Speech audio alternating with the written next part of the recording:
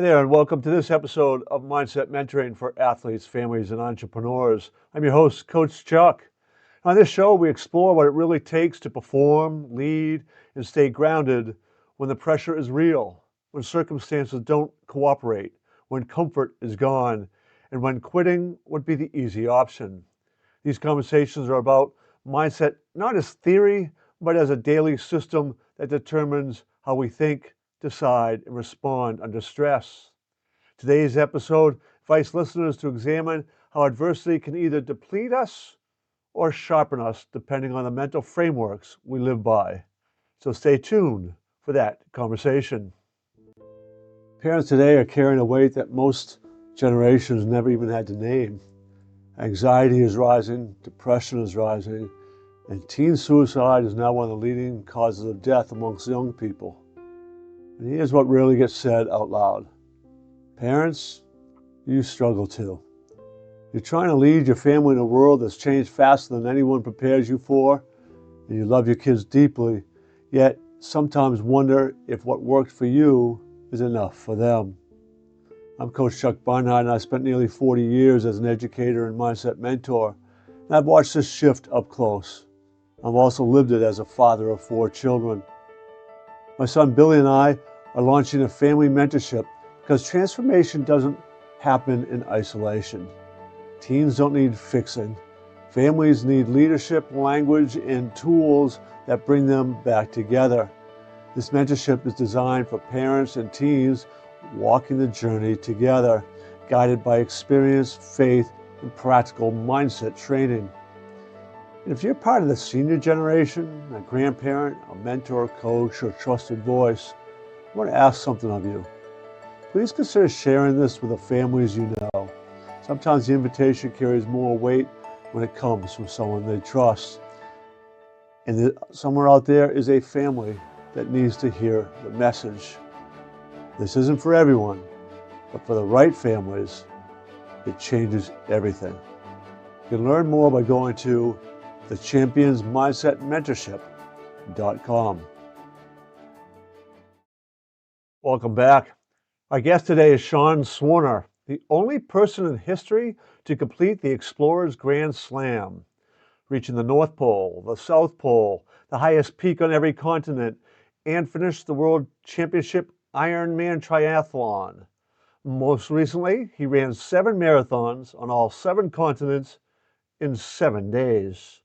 Sean's accomplishments are extraordinary on their own, but what makes his story truly remarkable is what he overcame long before standing on the world summits. He is a 2-time terminal cancer survivor who lost a lung and was once given just 14 days to live. Instead of surrendering to circumstances, Sean transformed adversity into a disciplined mindset for resilience, leadership, and human performance. Today, as Chief Summit Architect of Human Resilience, Sean works with leaders and teams operating under real pressure, empowering them to build clarity, confidence, and endurance in environments where mindset is the difference between progress and failure. It's an honor to welcome Sean Swarner to the show. Welcome. Hey, how's it going, man? Watching the intro that you had, I'm sitting there thinking this is really cool. But what caught my eye that and I loved the most was the blue and yellow combination that you have for you. I don't know if you did this on purpose for University of Michigan. Yeah, no, And it was kind of done by design. So yeah, but funny thing is, I've always loved those color combinations. That navy and gold kind of combination. But it also those colors are they they fit what I'm trying to represent. So oh, I uh, love it. My second cousin when he was alive was Bo Schembechler. So I just had to throw that out there. oh, that's awesome, man. That's really cool.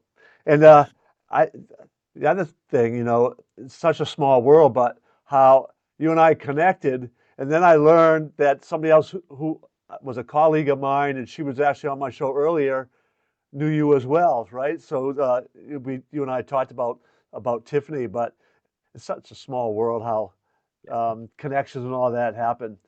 I am really excited to have you on because your story is remarkable. But before we kind of get into the heart of all that, I'd love having my guests just kind of give a little background about like where you were brought up, how you were kind of brought up, a little family history, kind of just so we can kind of get a little feel for that personal history that can help shape us.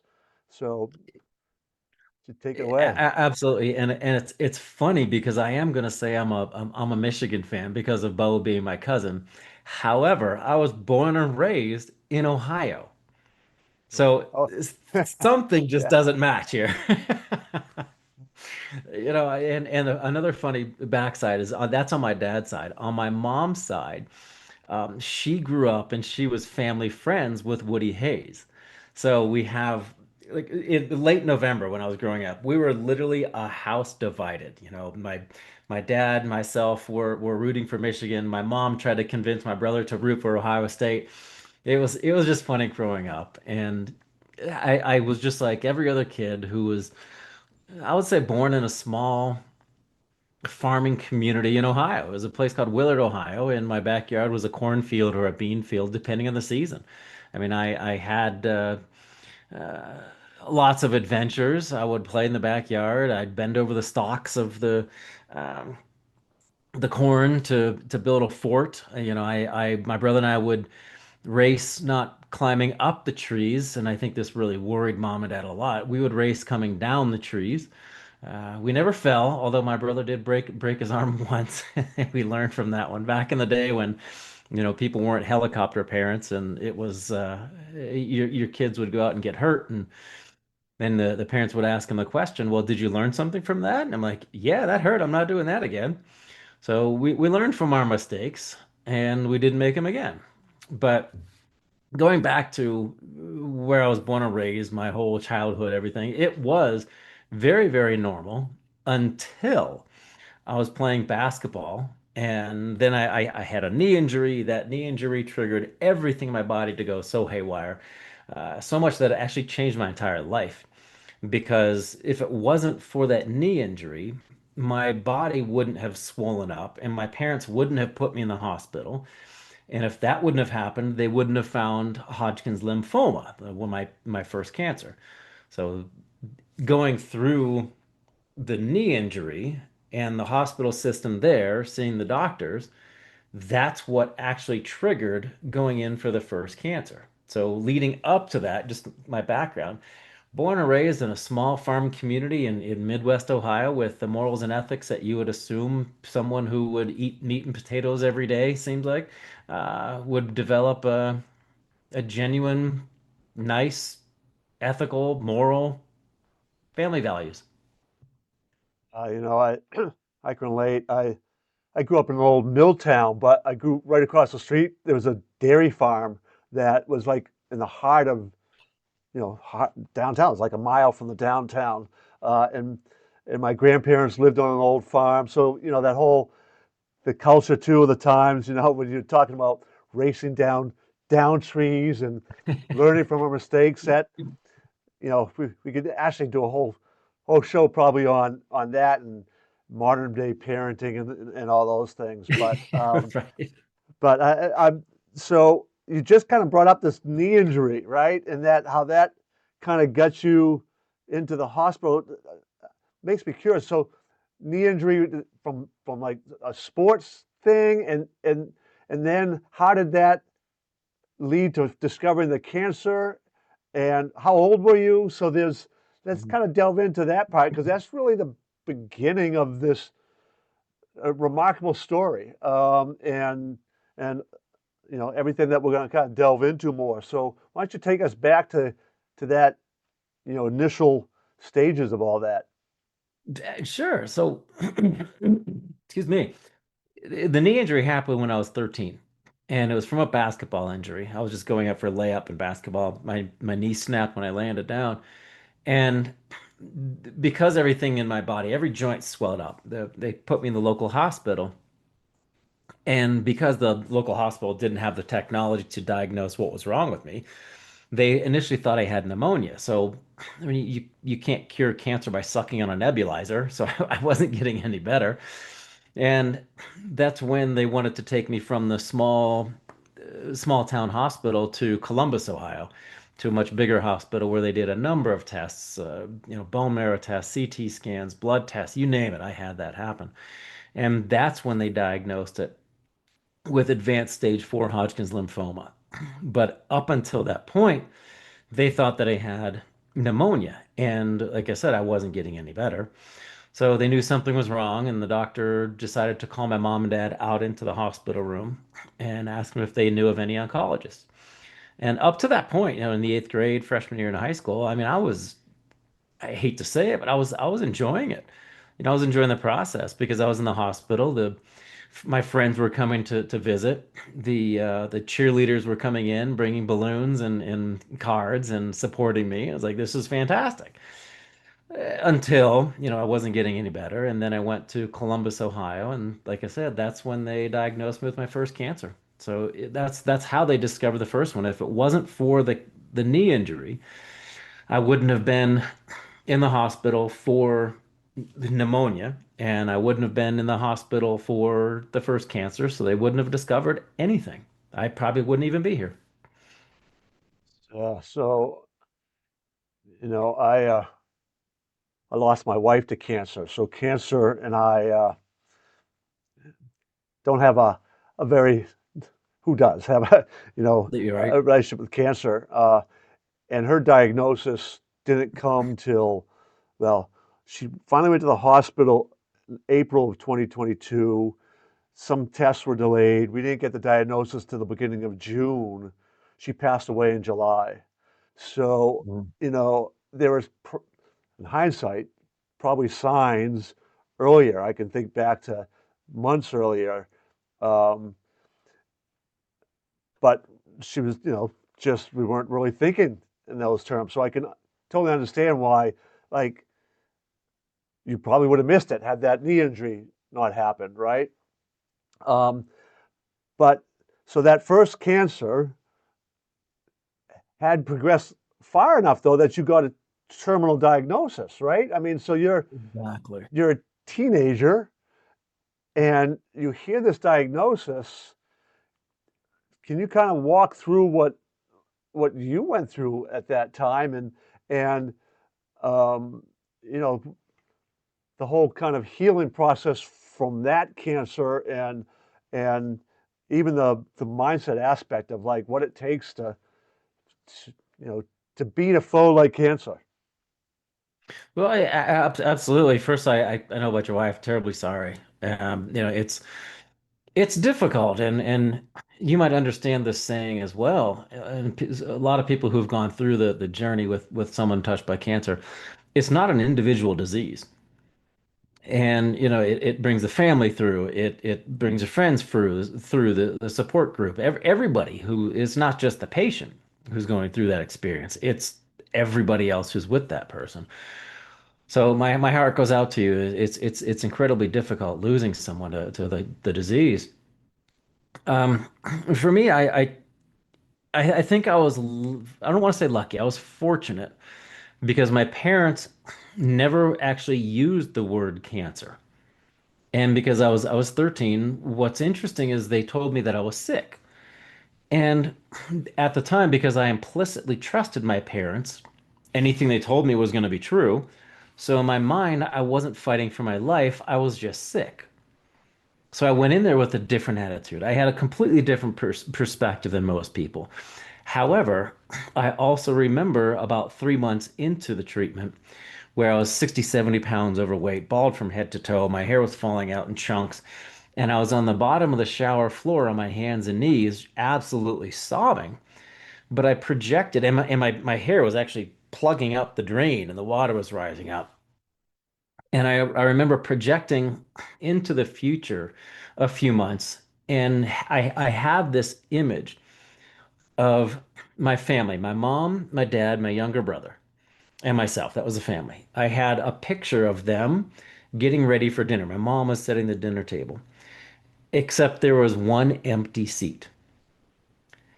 And that empty seat was where I was supposed to be sitting for dinner. So going back to that young man on his hands and knees in the shower, I realized at a very young age that the journey through cancer, the journey through whatever I might be going through, any difficult times, it's not just me. It was my family. So for anyone who's going through anything difficult in their lives, if you have a deeper underlying purpose to get through something, you're going to find a way to get that energy, that motivation, and that strength to make it through those bad days. And one of the interesting things I've had discussions on with people about 6 months ago, I was giving a keynote talk in Milwaukee, Wisconsin, I think, and there was a panel of um, Hall of Fame National Hockey League players. There were three of them. And the last question that they fielded was something along the lines of how do you build resilience? And he answered it pretty much like I think everybody in the world would answer it, and it's along the lines of, oh, it's just grit, stiff upper lip, pushing through, whatever. And I thought, yeah, that doesn't really define how you build resilience. So I started thinking more about it. And I thought about that young boy on the shower floor and how he found the resilience to move forward and the strength and courage to move forward. It wasn't grit, it wasn't determination, it was loyalty. And like, what do you mean loyalty? It's like loyalty to a personal core value. One of my personal core values is family.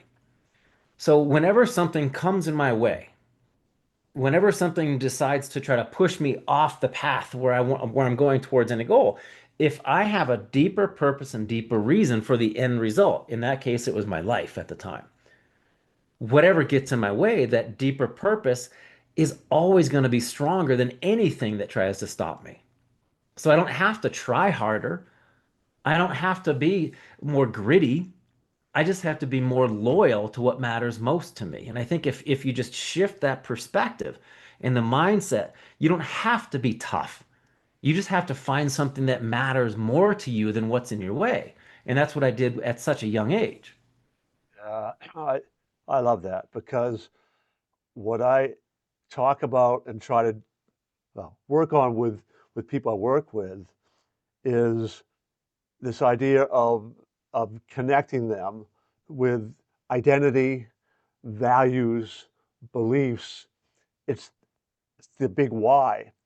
Mm. Once those things become kind of connected between what's in their unconscious and their conscious, right? So they really become aware of it. That's the thing that then can drive them forward. And too often, I've worked for years with students who tell themselves stories that are built on what I tell them are lies, but it's all these beliefs and things that they can't do this, I'm not this, that are Mhm. get wrapped up in their identity. And it's no wonder why so many of them feel hopeless because the deep down the things they're telling themselves, there's no they don't provide hope. There is not that connection between what really matters to them, loyalty to a value, family in your case. And you know, I I think, and it seems like you would agree with me, but you can correct me if I'm wrong, that that's something we can teach people, we can train people, we can help them, empower them to make those connections. And those connections are incredibly powerful. Um, would you agree with that, or do you have a different take on that? Or No, I would agree. And I was working with someone the other day, and I brought up a random question because, you know, subconscious or consciously, who do you speak to more than anyone else throughout the day? Some people are like, oh, my wife, my spouse. No, it's yourself. Whether it's subconscious or not, you're sitting there and judging yourself with every decision you make. Oh, well, I think I might want to do this today. Oh, I don't know about that. Well, how about this? Well, what if I do this instead? Well, how are people going to look at me? How am I going to react? What are the results going to? You're constantly talking to yourself throughout the day. And I would say upwards of 90% of that I call it internal dialogue, is negative for the majority of people. Upwards of 90% of that internal dialogue is negative. Berating yourself. And people don't mean to do it on purpose, but they're not aware that they're doing it. So berating it, I don't know about that. You're not strong enough. I don't have the pedigree. I don't have the degree. I don't have the knowledge. I'm not ready. I'm not strong enough. Whatever it might be, whatever excuse you give yourself. 90 upwards, like I said, is almost 90% of that internal dialogue is negative. Would you be friends with someone who's that negative to you? Like, absolutely not. You wouldn't put up with it. Then why do people do it to themselves? Yeah. So you have to just pay attention to the internal dialogue and you have to be aware of it first. Awareness is the first step. Well, I'm sure we'll talk about it later, but I created the True Summit method and it has a framework called Ascend, where it's awareness, stretch, clarity, ethos, and navigate and design. And the first step is awareness. You have to see clearly. You have to eliminate those false summits and you have to recognize that misalignment before going down whatever path you're going to go down. And it starts with being aware of and how you talk to yourself. Yeah, I my acronym that I use and stuff is sow possibility. So is like being a sower of the seeds and all. The S is identify the seeds of your story, but it's that awareness, right? And then once you're aware of it, then you have to take ownership of it, right? Mm. If if it's something that is beyond your control, then you don't unconsciously really have permission to, well, I don't want that in my story, and like edit it out, get rid of it, take the weeds out. So, you got to identify it first, you got to be aware of it, and then you've got to own it, and then you can kind of weed it out. So, I, you know, I love the fact that you're saying all that because it's we speak the same language. Um, Well, and, yeah, and go and ahead. also, sorry to cut, what's interesting too is when you're using that internal dialogue, going back to that young man who was on his hands and knees in the shower floor, after realizing that I wasn't just on this journey for myself, it was my family. I also consciously, and what you said was, so oftentimes we can't control the things around us, which is so true, but we can always control how we react to our surroundings. So one of the things that I chose consciously was I didn't want to focus on not dying. I wanted to focus on living. Because if you're focused on the avoidance of something you don't want, something negative, as opposed to being focused on something positive, and you focus all your energy and attention on something you don't want, guess what you're going to get? Exactly what you're trying to avoid. So just that simple perspective shift of focusing on what you do want as opposed to the avoidance of something you don't. As soon as you start becoming aware of where your energy and focus and attention is, now you can start correcting that. Yeah, wholeheartedly agree with all that. I was also a little bit curious too whether the way whether faith played into any role in your upbringing and all. Did that factor into any of that thinking and the mindset? Did religion or faith of spirituality come into play anywhere? It did. It's interesting. My mom grew up Catholic, my dad grew up Protestant, and I became a member of the First United Methodist Church. So I guess kind of in the middle. So yeah. But another a funny quick aside, funny quick story. When I was going through my first cancer, 70 pounds overweight. I had a wig. I was wearing a wig because I was bald. That the chemotherapy made my hair fall out. And as I was up in front of the congregation doing whatever I was doing to become a member of the church, my mom was sitting next to a lady. The lady leans over and she goes, "Your son has such a beautiful head of hair." And my mom looked at her and she said, I can tell you exactly where you can get one like it too." That is funny. That's good. Uh, so so you survived that cancer, right? Now, was it that cancer where you lost a lung, or was that the second cancer that you lost your lung? Why don't you take us from that survival to whenever that next great trial came uh, in your life with the second.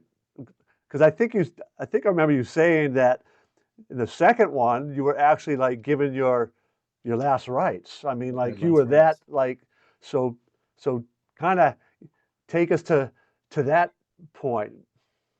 Absolutely. And to go back, I just realized I was answering your uh, spirituality and religion question like a politician, kind of going around. Yes, but one of the differences I think is I don't pray for things to get easier. I pray to become stronger. And I think that's where a lot of differentiation is. I don't want things to go away. I mean, I do want certain things to go away, but I don't pray for those to go away. I pray for the strength to continue forward. I pray for this to be better, not, hey, remove this, make it better, through myself. Um, Oh, and that also uh, it gives me a little bit more control of the situation. Because, like I said, I couldn't control the fact that I had cancer, but I could control how I reacted to it. And by asking myself, why me, why me, I may never know. I still don't know. And in going into the second cancer, I got through the first one. I didn't want to go through it again. Why me? I mean, part of what the hell, dude? Like, why am I gonna, what did I do to get this again? So the second time, the doctors found the cancer because of the first one. I was going in for a checkup for the first cancer. I was placed in remission. This time I was I was 16 years old, and I was going in for a checkup for the first cancer. So when I was in remission the first time, the doctor said, okay, come back in a month. We'll do monthly checks, and then 3 months, and then we'll come back every 6 months. My parents said, okay, well, how about five? If we would have gone for that 6 month checkup as opposed to the 5 month checkup that my parents suggested, I wouldn't be here because I was diagnosed with a very, very aggressive tumor this time. And in one day, they found a tumor on an x-ray about the size of a golf ball on my right lung. They did a needle biopsy where they threaded a needle about this long through my ribs to aspirate part of the tumor. They removed a lymph node. They put in a Hickman catheter, which is like a permanent IV. They snapped open 3 or 4 ribs, removed the tumor, sewed me back up, put a drainage tube in, and started chemotherapy, all in the process of less than one day. And the reason they did that was because the treatment and the cancer was so aggressive and so harsh. No one's ever had Hodgkin's and Askins sarcoma before. My chances of survival, I literally had a 0.000000001% chance of living. But again, in my mind, at least I thought to myself, so you're telling me there's a chance. As slim as it might be, there's still a chance. And this time around, that's when the doctors gave me 14 days to live. They looked at my parents and said, your firstborn son now has an expiration date of 2 weeks. So a man of the cloth came in, ashes to ashes, dust to dust, read me my last rites, came in rosary one hand, Bible in the other one. And I remember I was a big fan of Monty Python at the time. And I think it was The Life of Brian. Opening scene is during the Black Plague, and they're ringing the bell. Bring out your dead, bring out your dead. And they toss a man on there. He's like, I'm not dead yet. And they respond, but you will be soon. That was kind of how I felt. Like, I'm not dead yet, but you will be soon. And I remember looking at my mom and my dad because the hospital wanted me to write out a living will. Yeah, I'm 16 years old. I have a younger brother. He's like, isn't my brother going to get my hand-me-downs anyhow? Like, what could the hospital possibly want? So 14 days turned into 15 days, turned into 16 days. I was going in Monday, Tuesday, Wednesday, Thursday, Friday, and then I'd be released from the hospital to have my counts go higher. Then I go back in Friday, Saturday, Sunday, Monday. That was one cycle. So it was 3 months of that, 1 month of intense radiation therapy, and then 10 more months of chemotherapy. And every time I was in the hospital for the treatments, except for that radiation treatment, the whole month, the doctors, because the treatments were so harsh, put me in a medically induced coma. So I don't even remember, except for that 1 month, I don't remember being 16 years old. my gosh. I so I got a bunch of questions going through my mind, and some of it is people talk to me about my experience with my wife because like she had colon cancer, and our mindset once we got the diagnosis was, all right, we know what it is. Like, don't even bother telling me what the odds are because I know they aren't Mm. 100% that she will die, right? So I don't care what the odds are. There's a chance that she's gonna live. I don't even bother telling it. We both kind of had that mindset, um, and then she was scheduled to go in sometime after Independence Day. So it must have been about actually probably around the 14th of July for surgery. And then after the surgery, she was going to start chemo. And we went in the night before the scheduled surgery, more tests and all. She stayed overnight. The next morning, we were supposed to meet with the doctors.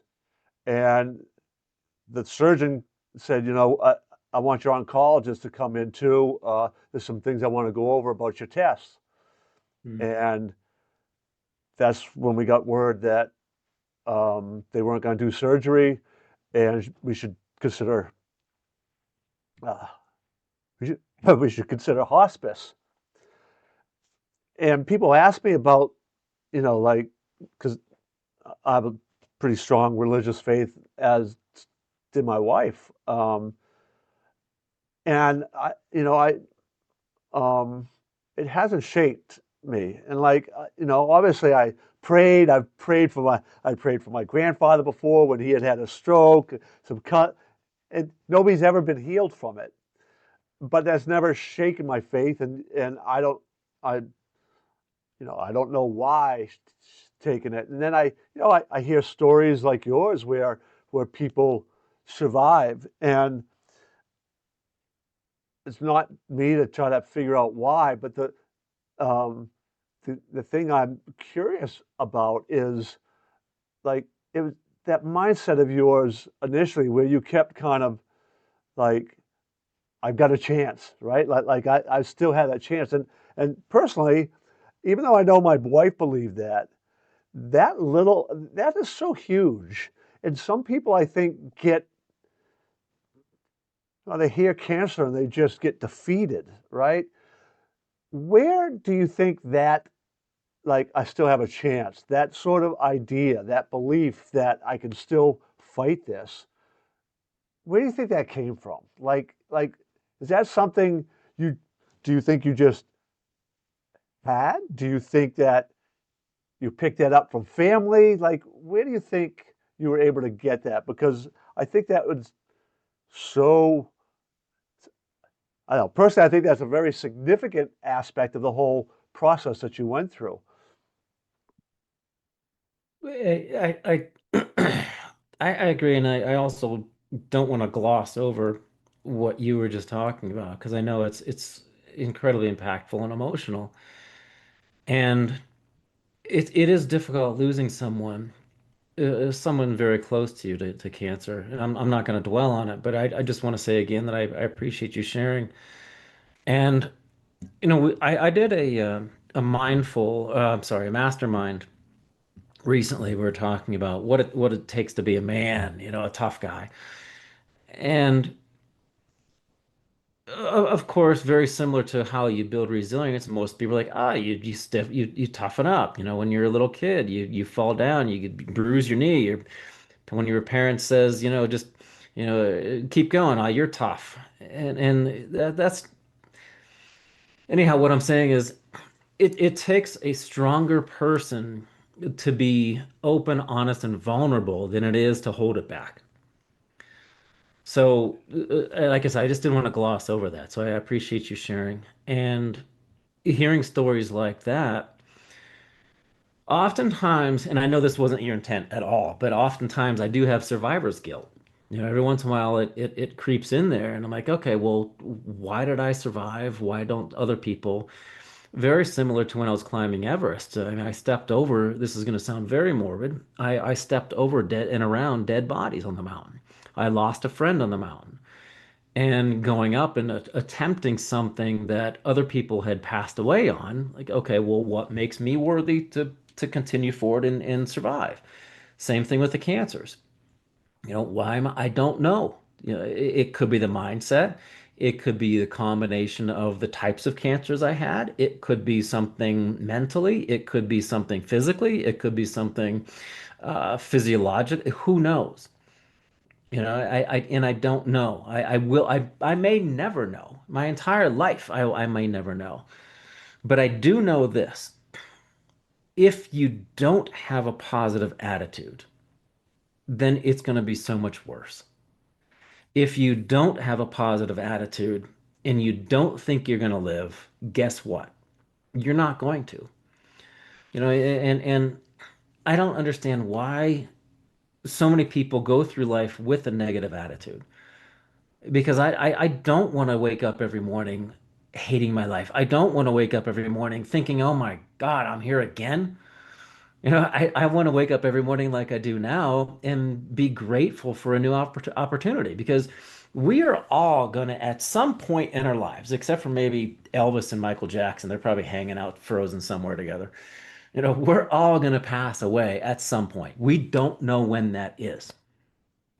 Why would I want to go through life with a negative attitude? Why wouldn't I want to wake up every morning and make the best of every day and be grateful that the sun's up, be grateful my eyes opened up again?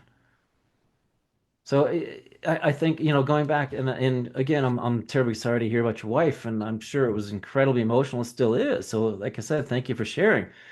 But if you don't have the proper attitude, life, no matter how short or how long it's going to be, is not going to be a fun life. And I think we're here to have fun. We're here to enjoy what we are given and to meet people like yourself, to develop relationships, to appreciate one another, and to also appreciate and respect differences.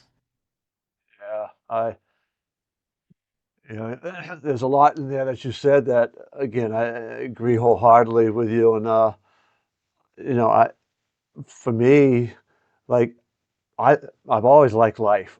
Yeah, life can be hard, brings storms, it brings, but I keep focusing, like, grateful.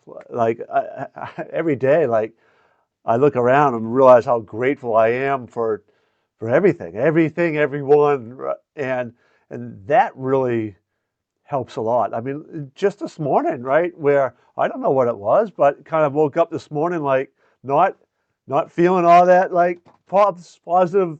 I don't know. Maybe it was because the Duke basketball team lost last night. I don't know what it was, but woke up just not feeling all that great. But then, as soon as I begin to think, look around and go, ah, so grateful. Went out for my run. Ah, you know what? I don't always enjoy running, but I do like the way it makes me feel afterwards. But those little things are hugely important. And when we can focus on the simple pleasures of life, it can make such a huge difference. So It's yeah, oh, go I was gonna ahead. say it's interesting. I take a group up Kilimanjaro every year, and we're leaving again in June. This will be my 28th trip up Africa's highest peak. We have double the mountain success rate. The average success rate is about 48%. My groups are at 99% because we do things very differently. But one of the biggest things I always tell people is, and it's a great metaphor for life. There's no such thing as bad weather, just bad gear. Yeah, I like that. I like that. Simple reframes can be so powerful. Uh, and you had mentioned that Kilimanjaro trip to me when we first connected, and this year's wasn't possible. But I'm like, I'm gonna have to add that to my bucket list. And I'm glad you brought that up too, because I think this might tie into your whole system things. And boy, you and I could probably talk for a long time. A little mindful of my time here, so there's still a bunch more I want to talk about. But you, one, you brought up the Kilimanjaro trip, so that was a good segue. How you go about leading a group of people. Now I know Kilimanjaro is probably of the seven peaks, right? Seven highest peaks on each continent. I believe that's supposed to be the easiest, the easiest of the seven, right, exactly, easiest of the seven to climb. But it's still what, like an 8 to 10 day, is that about right? Climb, and it's still a pretty big peak with weather that can change on a mountain. Talk a little bit about what you do to prepare people and some of those things and how that might tie into that system that you talked about. Well, first of all, it's a very high mountain. You start off at about 5,000 feet, which is the gate. We spend this 5 days getting to, we'll call it base camp, so four different camps. Fifth night at Barafu. We wake up at mid 11, leave at midnight, hike through the night, and summit anywhere between 6:30 in the morning and 10:30 in the morning. And then we hike off the mountain the next day. So 7 days round trip. We go up one way and then down the other. And there are different climactic zones in the mountain. So if you could hypothetically go for a walk from the equator to the North Pole in 6 days, that's what hiking Kilimanjaro is like. Going through those different climactic zones. It's so interesting. Um, but like I said, it folds into the ascend method very well. And one of the reasons that we are so much higher in success rate is because I've been adopted into one of the local tribes, the Chugga tribe. And they literally went through a ceremony. I won't get too descriptive, but if you ever have a chance to try to eat goat lung, don't. It's not pleasant. So whenever I take groups over to Africa, they're literally like, if you go next year, you will be treated like a brother, like a family member, not like a client. So they're not anxious to get up and down and get paid. They're anxious to spend time with us. And while we're on the mountain, I give everybody something to do every morning to think about, discuss, and unwrap every evening. And there are so many different things that happen on the mountain, but one of them is uh, helping people understand that if you look at the giant mountain all at once, so what happens is 90% of the time, when you're at the local town called Moshi and you step out of the hotel and you look up and your eyes keep going up and you see what you think are clouds, but they're actually the glaciers on the summit. And pardon my French, but I can see it in someone's face and I call that their oh shit moment. So they're like, so they're freaking, I'm like, just relax. Okay, take a breath, breathe. How are you going to get there? It's not magically from here up to the top of the mountain. It's from here to here, here to here, here to here. Break it down step by step. Okay. More than anything else, it's a mental game. And you can freak yourself out before you even get there and fail before you even begin, unless you take a step back and put it into those specific day by day by day. And that's where the compound effect comes into play. But it really helps when you internally map and design your route to success. And that's what I've done for you on the mountain. And that's what you create on your own through the whole Ascend system, step by step by step. Yeah. So, how did you go about creating that system? Did it come, from just your experiences, from all the, you know, reading of whatever you do from self-help books or all these things? Was it a combination of all of those kind of things? Was it a moment of inspiration? How did that really come to you? And because I can imagine that, your trek to the North Pole, the South Pole, or seven. I didn't complete a marathon. I ran a marathon, got to 22 miles, and I was, you know, dehydrated. World was spinning around. I had really hit the wall at about 20 miles, um, and by 22, I was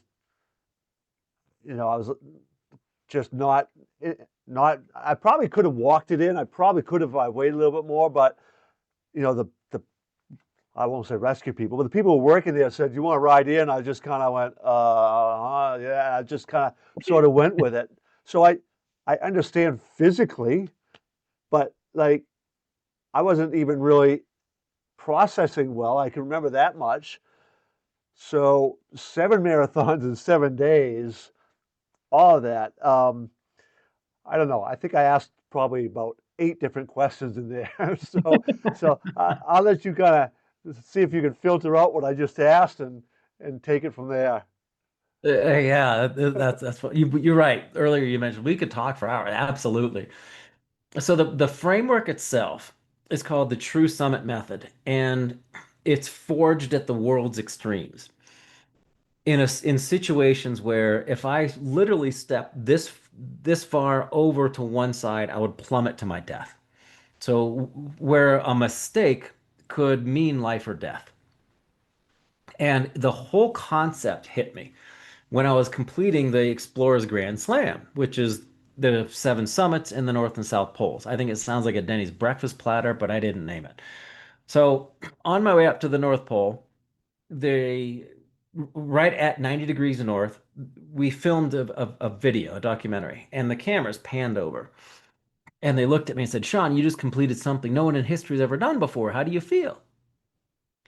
And for the camera, for media, for the pictures, for everyone else on the outside, oh, I feel fantastic. This is great. But I felt hollow. I went home. I was depressed for about a month. And I think it happens to successful individuals where you achieve something and you get to the top of your peak, you reach your goal, and you look around and you think to yourself, well, this isn't what I expected it to look like, or worse yet, now what? So when I reached the North Pole, I realized that fulfillment and accomplishment oftentimes don't arrive at the same time. So that's when I went home and that I realized I did have a deeper purpose behind it. People touched by cancer, every mountain, including Everest, every mountain I had a flag that had names of people touched by cancer. And at the North Pole, there was a giant flag that was probably 6.5 feet by 4 feet that had thousands and thousands of people on up there with me. And at the very end, I realized that they were in my sled. The flag was in my sled. And for the past 100 miles, I realized they were pushing me. And I turned the sled around and I actually pushed them to the North Pole. So I was the last cancer survivor or someone, I was the last person touched by cancer to reach the North Pole, which was kind of cool.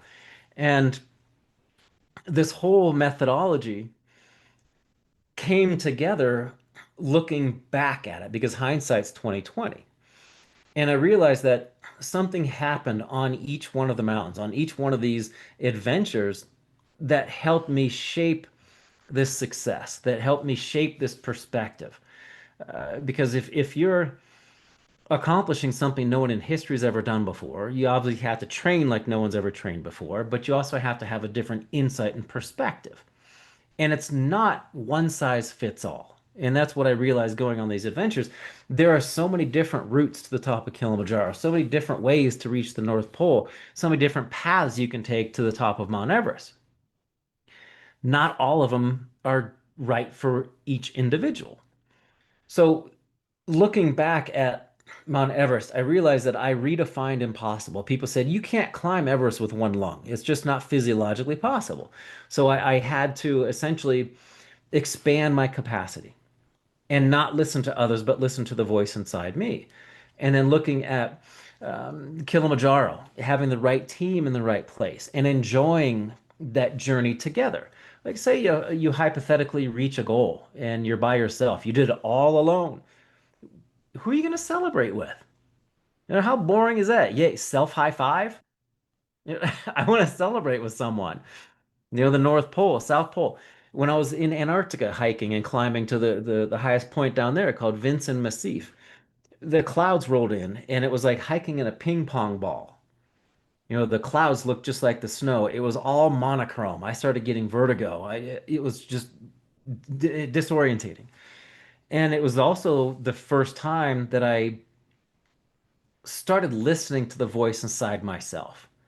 Not the one that should put me in a padded round room, but the one voice that stands out loudest, which is that courage, or the one that berates you, or pulls you down. So each one of these mountains taught me something that I share with others. So you don't have to do what I've done. You can just take what I've learned and integrate it into your life.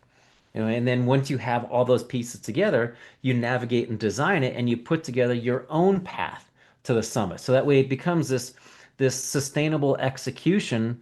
And if you reach one summit, great. Now you can build it again for another one, for another goal. But the first thing is make sure you're going after something with a deeper purpose. Otherwise, every single time you arrive somewhere, you arrive at a goal, you still might feel hollow. And I call that a false summit. Like that. I'm processing some things what you said because I've always thought about and talked to people about the difference between comfort, contentment, and fulfillment. And those words sometimes get used interchangeably, but they aren't the same. And I read a book not too long ago, the Crisis in Comfort, I think it is called, and it's a really good book. But talking about how um, we in society have become so comfortable that we don't push ourselves outside that comfort zone. And you can't really grow by definition, really, without becoming uncomfortable. But there is a difference, too, I think, between contentment and comfort and, the idea of feeling fulfilled in that. Do you want to kind of talk about those words, what they might mean to you, and whether you think there's a difference between them or not? Because part of what you were talking about, where that hollow feeling after you first did that, just began to make me kind of wonder a little bit about those words and subtle meanings between them. It's while you were talking, I was sitting here thinking, and one of the comfort, for example, it's a relative term. It's like temperature. When somebody says, "Oh, that's cold." I've been in minus 100-degree temperatures. That's cold. That's okay. Zero. That's for me. That's not cold. I'm in Colorado and I'll wear flip-flops until it gets down into the 30s, right? So comfort is a relative term. And going through what I've been through with the cancers, going through these adventures, constantly putting myself in these uncomfortable situations, not by choice sometimes, I've learned to be comfortable in the uncomfortable. And I think that's helped me avoid contentment because I don't ever want to be content. I always want to continue pushing forward. So I think as long as I slowly keep pushing myself into that uncomfortable zone, I'm always going to push myself a little bit harder and further to avoid being content. Because once you're content, then it's over. It's like going uphill. You're hiking uphill. You can train and train and train and train. It might get easier, never gets easy, but it gets easier with training. And the more you train, it's like you said, you build through being uncomfortable. Growth happens when you're uncomfortable. If you're comfortable, then you're staying in the same place, and then you're content. Like I'm good. I never want to be content. I always want to keep reaching for more because I always want to continue pushing myself and constantly raise my personal bar of what is comfortable and uncomfortable. And I think that goes back to when I was a young boy and I started swimming. 5 years old, 6 years old, YMCA swimming. I remember doing my favorite event was the 25-yard or 25-meter breaststroke, depending on the pool we were in. And I always remember touching the wall, and mom or dad will pull me out of the water. And just like that. I was so little, they probably just pulled me out with one hand. They pulled me out of the water, and they would ask me one of two things. Did you have fun and did you do your best? Not, hey, why didn't you beat Steve? Why didn't you beat Chuck? Never. Did you have fun and did you do your best? And if I could answer yes to both of those questions, amazing. But the next weekend, I would raise the bar a little bit. So let's say I swam a 30-second, 50, 25-meter breaststroke last Saturday. This Saturday, I want to do 29. So I'm constantly pushing myself a little bit further out of that comfort zone where I'm never content. But I always want to use myself as the bar.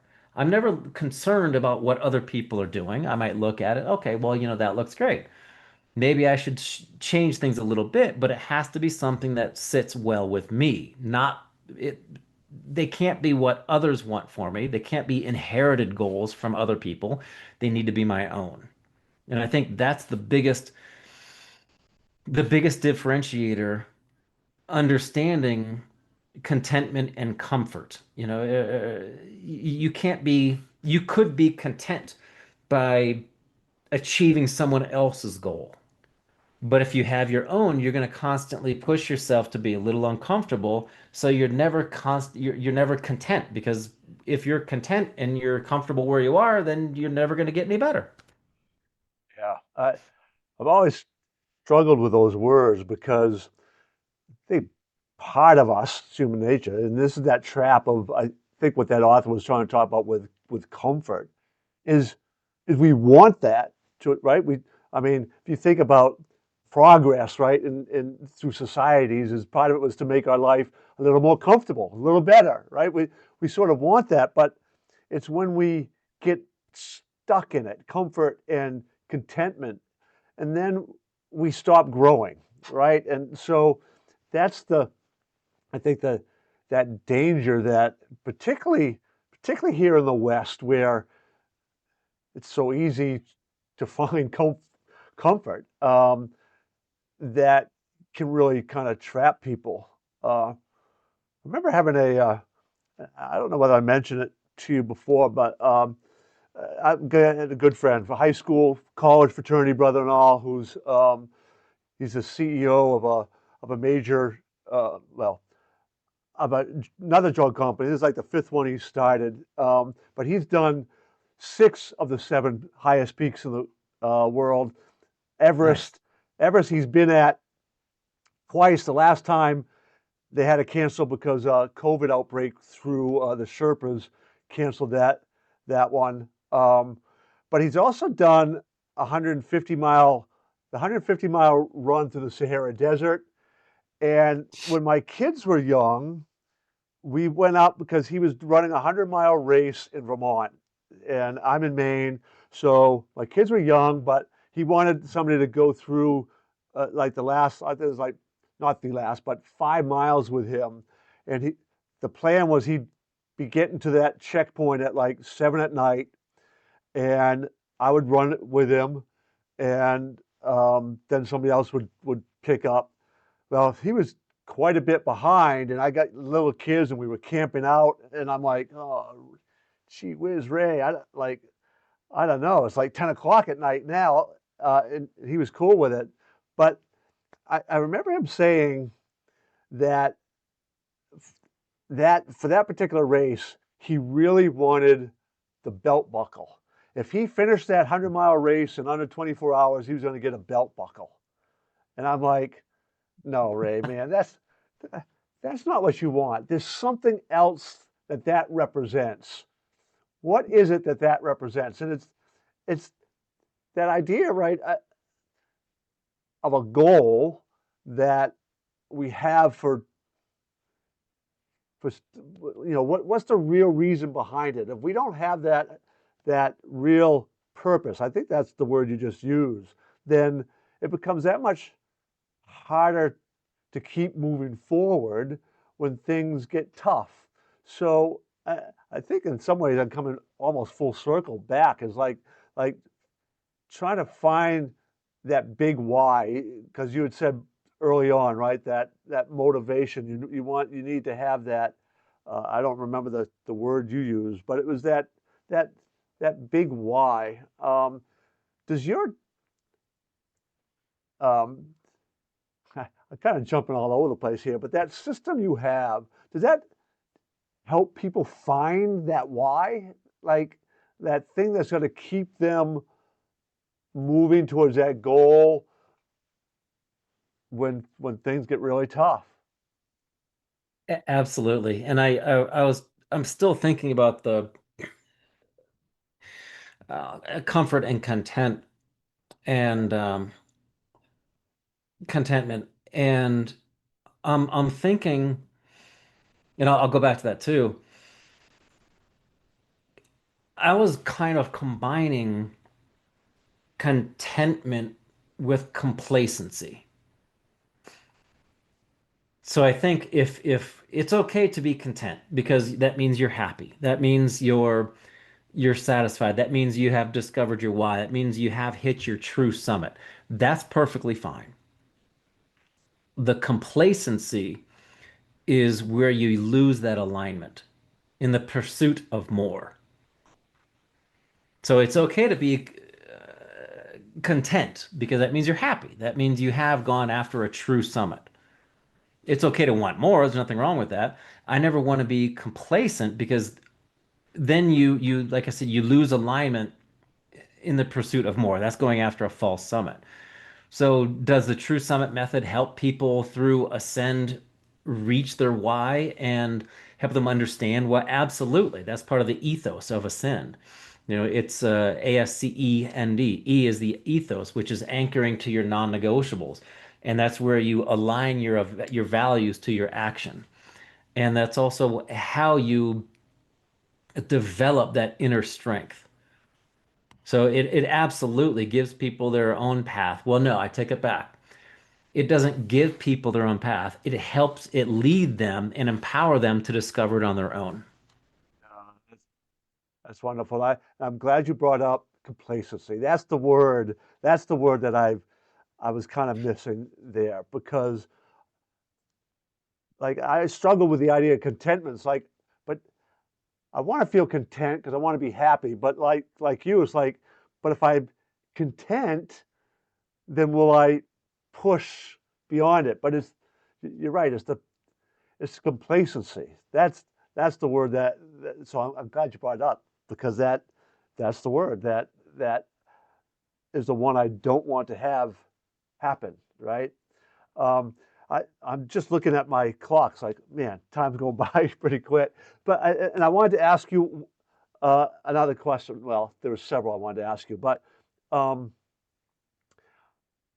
I talk all the time and work with people to try to build rituals in their life. So I mentioned earlier that show acronym I use, and then I want to help people actually become a sower of seeds. And that last part is about building the habits in their life that would actually become rituals. And to do that, I've always said, like, you need an empowerment team. You need people around you who are going to hold you accountable and hopefully go on that journey with you.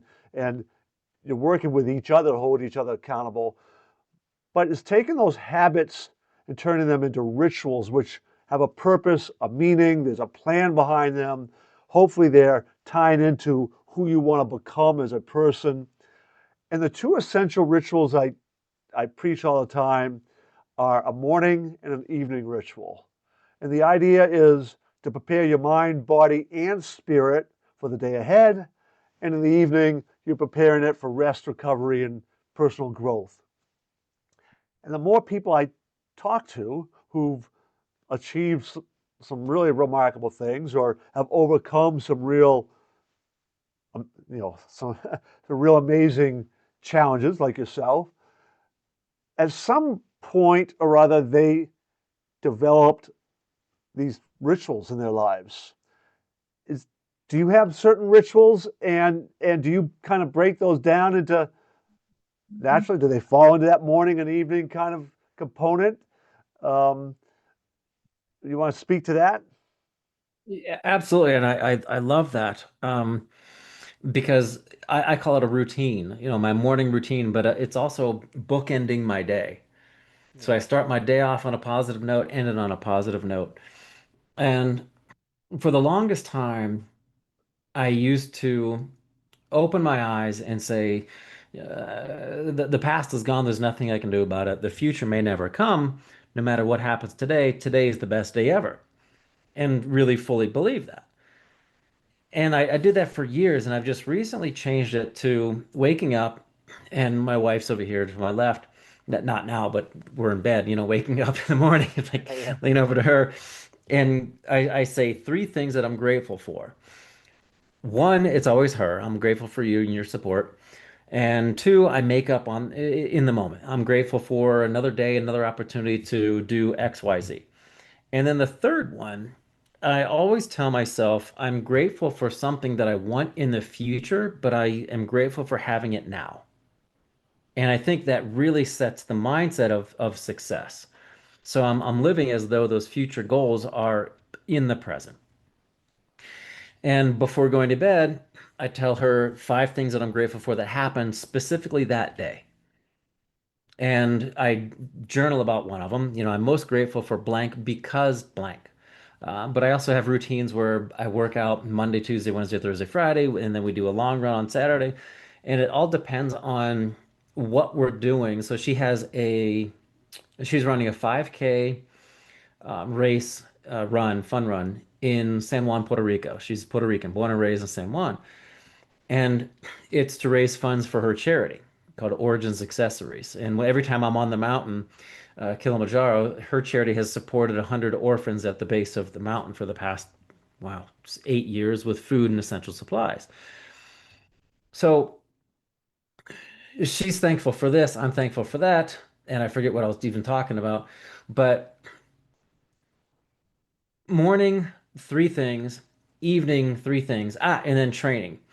So because we have this 5K coming up, we have a routine throughout the day, throughout the week that helps us achieve that goal. After that, it's going to be focusing again on the Kilimanjaro trip. So then I adjust it a little bit. So it's not one specific routine or ritual that I have every day. I alter it for whatever my next future goal is. I know that makes complete sense. And you mentioned their journaling too, which is another one I advocate a lot. And it's like so many people who have achieved some great things journal. Like there's this common thread that runs around. It's a powerful thing to be able to just and I tell people all the time it doesn't. Three of them. Yeah, right. Yeah, like I got a whole stack of them too. It's like and funny thing is I had done it in like fits and spurts. So when I probably started when I first was in college, and then I stopped. Didn't really fully develop the habit, but I've been full like it finally became a habit a number of years ago, and it it is just doesn't need to be long. Like sometimes it's just a few thoughts down, but it's having it go from here to paper. Writing, not typing. Writing is it's it's just powerful. I mean, there's no other way to really describe it. Uh, I really need to kind of wrap this up, so I'm going to give you a chance to give any words of advice if people want to learn more about you and you said you do the Kilimanjaro trip annually. So if anybody ever might want to get in touch with you, what would be the best way to do so? And we'll also put links in like the description for the show and stuff, so people will be able to have access it. But uh, how can they get in touch with you and learn more? Books that you have, anything like that? The easiest question so far. Just go to seanswarner.com. Just like right there. Sean spelled the proper way, Irish, Sean, and Swarner, just like the Warner Brothers, but slap an S on the front, seanswarner.com. Awesome. I really appreciate. I think I probably could have talked to you like all day long. There's so many things I want to learn more about all the adventures you've done and the climbs. So maybe we'll have to have an interview some other time. in the future. But I really do appreciate you taking the time out, and enjoy the rest of your day and the coming Appreciate it. Kilimanjaro trip coming up in June, I think. So take care. Appreciate it. Uh, I again, I think there's so much we can learn from Sean and people like him. All the guests I've had, really quite remarkable. And when you think about the mindset it takes, and there's so many little nuggets of wisdom out there. And again, I think the power of mentorship is so important. I still have some mentors in my life, even at the stage I'm at. And this is one reason why we started the Champions Mindset Mentorship. It's different than coaching. It is coaching, but there's a little bit more. We hope to be a little more relational thrown in there. And um, there is things from experiences. um, it's not just the book knowledge and all the letters I could put after my name from different trainings and all. So I would strongly encourage, if anybody's really thinking about that for teenagers and the family together, I would encourage you to go to the championsmindsetmentorship.com, the championsmindsetmentorship.com. Take a look at all that. There are even some links there where you can learn even more about me. But I really believe it's a very powerful opportunity, and for me as well, because I grow as much when I'm teaching and coaching and mentoring other people as I believe they grow as well. So, till the next time, go out and live your life to the fullest.